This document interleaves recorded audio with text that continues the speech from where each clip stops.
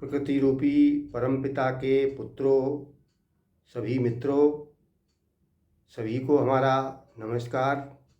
और स्वतंत्रता की इस वर्षगांठ पर तथा शहीद वीरांगना रानी अवंतीबाई लोधी के जन्म दिवस पर आप सभी को हमारी हार्दिक शुभकामनाएं। मित्रों, आज इतना महत्वपूर्ण विषय है कि जो देश की 98% शोषित पीड़ित जनता के मुसीबतों से छुटकारा पाने का महत्वपूर्ण विषय है। इसलिए ये हमारे जो देश के लोग हैं, 50% लोग मात्र 6,000 रुपये महीने में किसी तरह जिंदा हैं और 25% लोग तो ऐसे हैं जो 3,000 रुपये महीना भी शायद उनको हासिल नहीं है और 98% ऐसे लोग हैं जो लगभग 50,000 रुपये से कम में, यानी 50,000 रुपये महीना 98, हम इसको ये भी कह सकते हैं कि 100 में एक भी कह सकते हैं, ही आदमी है, यानी व्यक्ति है देश में। और ये सब लोग देश का 90% टैक्स देते हैं। जो भी टैक्स की इनकम होती है वो 90% लोग ये टैक्स देते हैं, जो सरकार के पास लाखों करोड़ रुपए इकट्ठा होता है, जिसको हम ये भी कह सकते हैं कि लगभग 45 लाख करोड़ रुपए जीएसटी में इकट्ठा होता है। और इस धनराशि को जो केंद्र सरकार में बैठे तथा कुछ प्रदेश सरकारों में भी उनका हिस्सा जाता है, इस बजट का साथ ही विदेशों से लोन लिया जाता है, कुछ इनकम टैक्स का भी पैसा आता है और भी कुछ टैक्स हैं छोटे मोटे। इन टैक्सों के द्वारा सरकार पर 50 लाख करोड़ रुपया इकट्ठा होता है।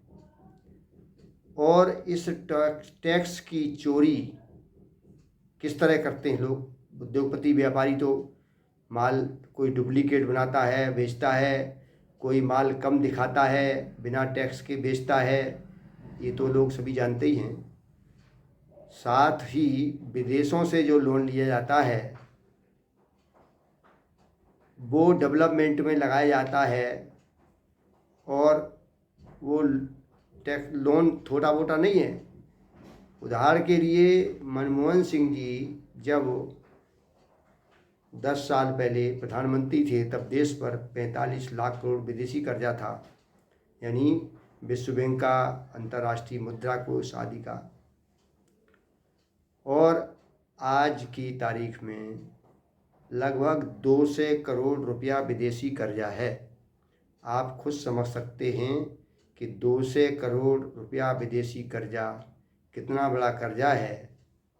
और हमारे देश का बजट कुल मिला के लगभग 40 लाख करोड़ है। और इस कर्जे का ब्याज हमको देना पड़ता है, वो हम ब्याज भी अदा नहीं कर पा रहे हैं हमारे देश के लोग। उस ब्याज को अदा करने पे भी हमको दोबारा लोन बाहर से लेना पड़ता है, यानी विदेशी कर्जा दिन प्रतिदिन बढ़ता चला जाता है। और देश में बड़े बड़े विश्व स्तर के पूंजीपति भी बन रहे हैं। ये बड़ा चिंता का विषय है कि हमारे यहाँ दुनिया भर में पूंजीपति हैं, उनमें से हमारे देश में भी बड़ी संख्या में हैं।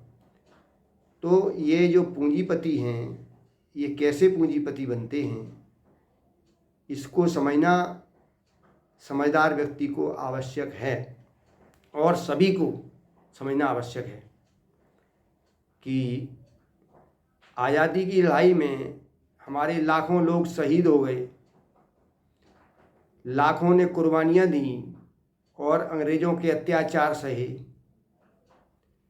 अपने परिवार, बच्चे, मित्र, संबंधियों के जो उनके दुख में कितने दुखी हुए लोग, उनके परिवार के लोग, आश्रित लोग, हम दुखी हैं उन सभी के दुखों में। उन्होंने इसलिए कुर्बानी दी थी कि हमारे देश में भ्रष्टाचार, अत्याचार, अन्याय, अनाचार नहीं होगा। हम स्वतंत्र होंगे, मिलजुल कर रहेंगे, प्रेम से रहेंगे, खुशहाल रहेंगे, परमपिता के पुत्र की तरह, भाई परिवार के मेंबरों की तरह रहेंगे, खुशहाल होंगे। लेकिन यहाँ उल्टा हुआ। यहाँ शोषणकारी अंग्रेज तो जो लूटा था उससे ज़्यादा ये लोग लूट रहे हैं, जो हमारे ही देश के लोग हैं, और अपने ही भाइयों को बुरी तरह लूट रहे हैं। कितने बड़े अधर्म का कार्य कर रहे हैं, अत्याचार, अन्याय का कार्य कर रहे हैं।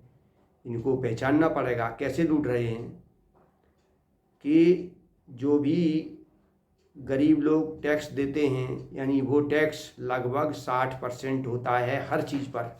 आप कहोगे जीएसटी तो लगती है केवल 18% था अधिकतम, लेकिन आपने कभी चिंतन किया है कि जीएसटी तो बाद में लगती है, उससे पहले 3 बार जीएसटी जो माल बनता है इसमें जोड़ दी जाती है। यानी ज़मीन खरीदने में टैक्स, उसमें बिल्डिंग बनाने में ईंट, सीमेंट, लोहा, पत्थर, इनमें 2-2 बार जीएसटी लगती है। लोहा जब सीमेंट बनता है, लोहा बनता है, ईंट बनती है, पत्थर बनता है, इनमें सब में ऑलरेडी कोयला बिकता है तब ईंट बनती है। कोयले में भी जीएसटी लगा हुआ है, और जो भी सामग्री लगती है उनमें सब में जीएसटी लगा हुआ है, तब ईंट बनती है। फिर ईंट पे जीएसटी लगती है।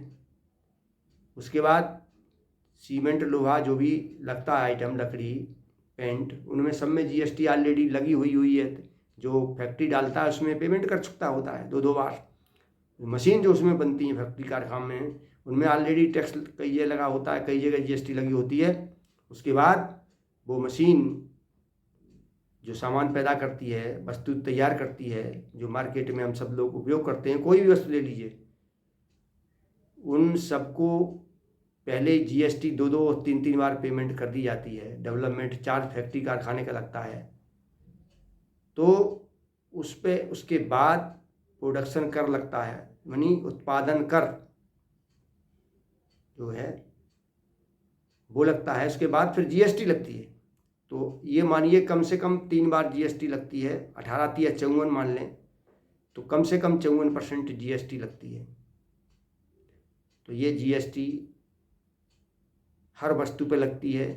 जो भी व्यक्ति आज सामान खरीदता है, और देश की बहुत बड़ी संख्या है जो कम पैसों में गुजारा कर रही है, उसको आमदनी कम है, बेरोजगार भी है, उसको काम भी कम मिलता है, और काम मिलता भी है तो उसको उसका जो है धन, यानी आमदनी और पैसा कम मिलता है। तो सस्ते में काम करता है, कम पैसों में काम करता है। तो ये जो घोटाले हो रहे हैं देश के अंदर, इसमें जो लाखों करोड़ जीएसटी, 50-50 लाख करोड़ टैक्स में जीएसटी जाती है, और विदेशी लोन आता है, ये सब डेवलपमेंट में लगता है लाखों करोड़ रुपए।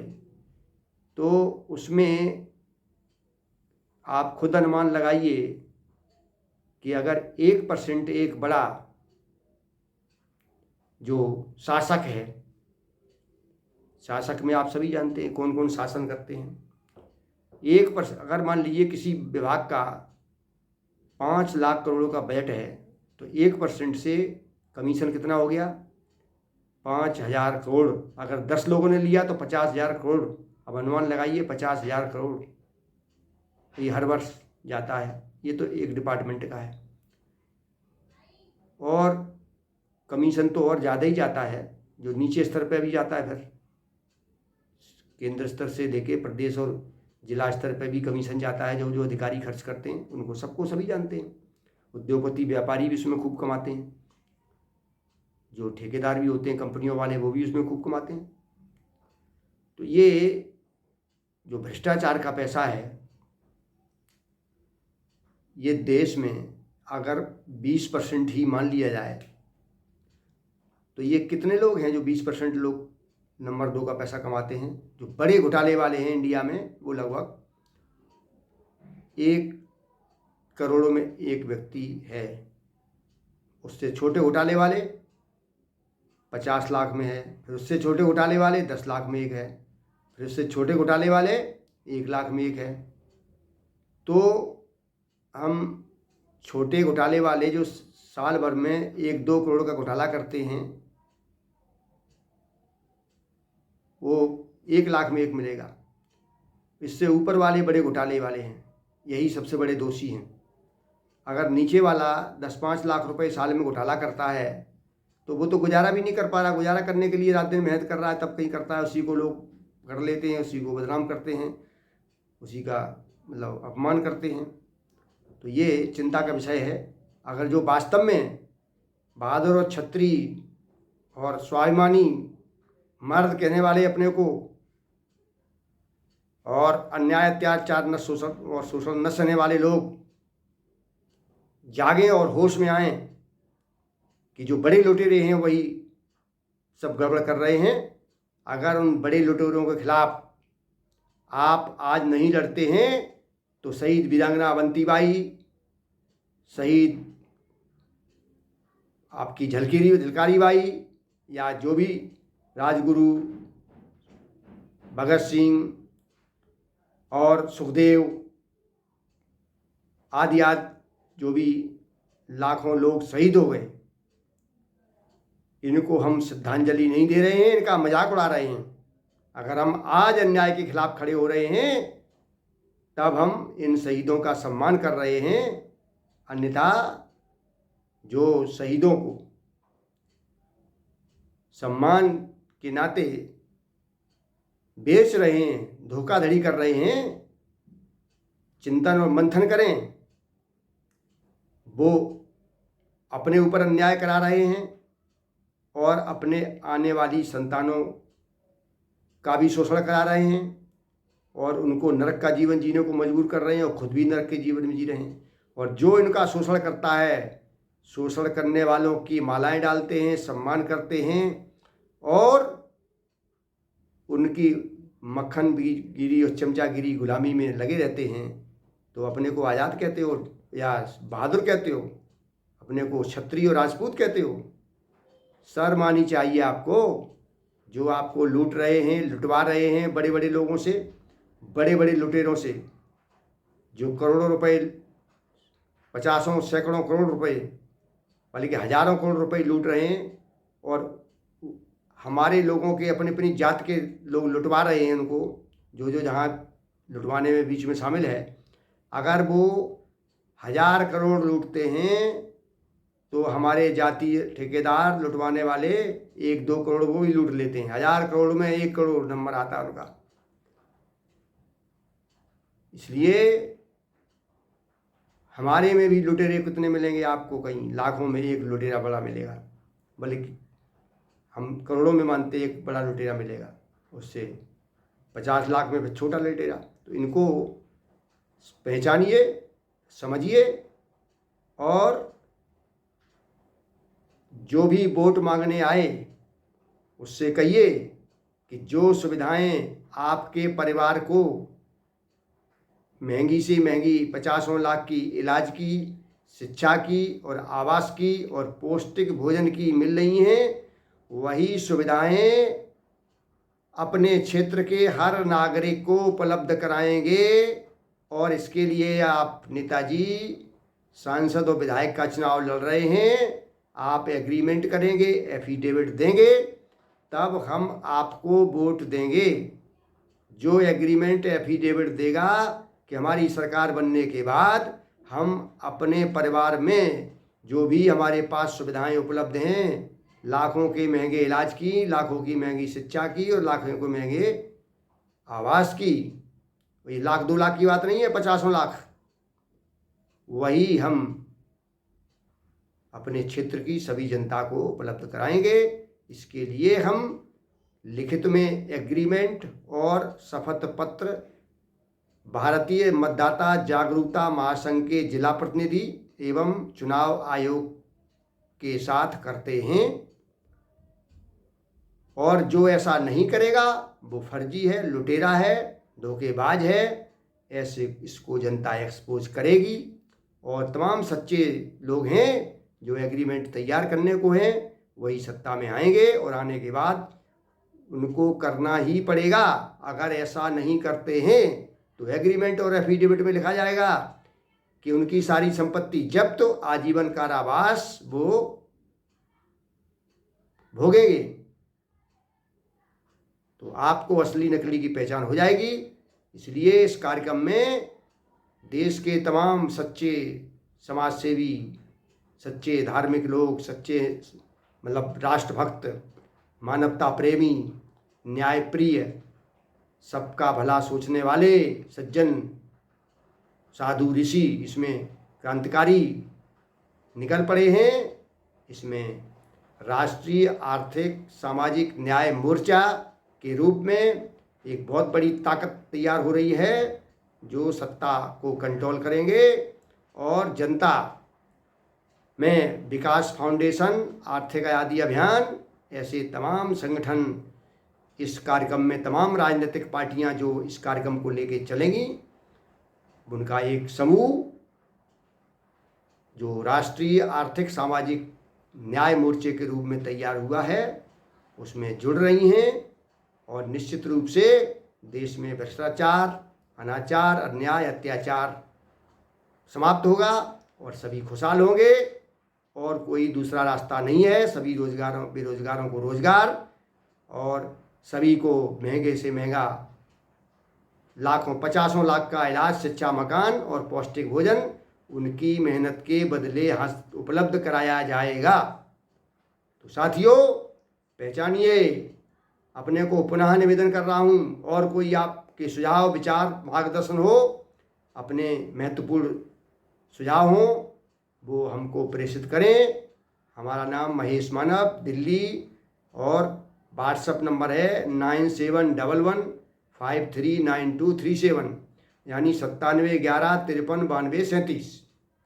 तो मित्रों, लगातार हमारे वीडियो देखते रहिए और संपर्क बनाए रखिए।